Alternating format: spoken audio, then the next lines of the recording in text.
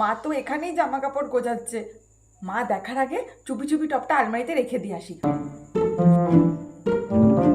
এই দাঁড়া দাঁড়া দাঁড়া, পা টিপে টিপে চোরের মতো কোথায় যাচ্ছিস?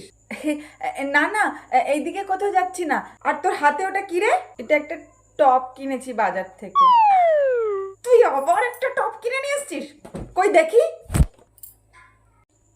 বাহ, টপটা তো বেশ সুন্দর দেখতে। হ্যাঁ, ওই জন্যই তো কিনলাম। কত নিল? মাকে কিছুতেই বলা যাবে না, টপটার দাম 2000 টাকা নিয়েছে। 200 টাকা নিয়েছে। 200 টাকা এত সস্তায় পেলাম বলেই নিয়ে নিলাম। 200 টাকা? বাবা, ভালোই তো পেয়েছিস 200 টাকা দিয়ে। তা শোন না কটকটি, বলছি মাসির মেয়ে পেতনির জন্য ভেবেছিলাম আমি একটা টপ কিনবো, তো এই টপটাই আমি নিয়ে নিচ্ছি। তোকে আমি 200 টাকা দিচ্ছি, তুই নিজের জন্য একটা কিনে নিবি, বুঝতে পেরেছিস? এই নে 200 টাকা। কিরে ধর, আরে ধর।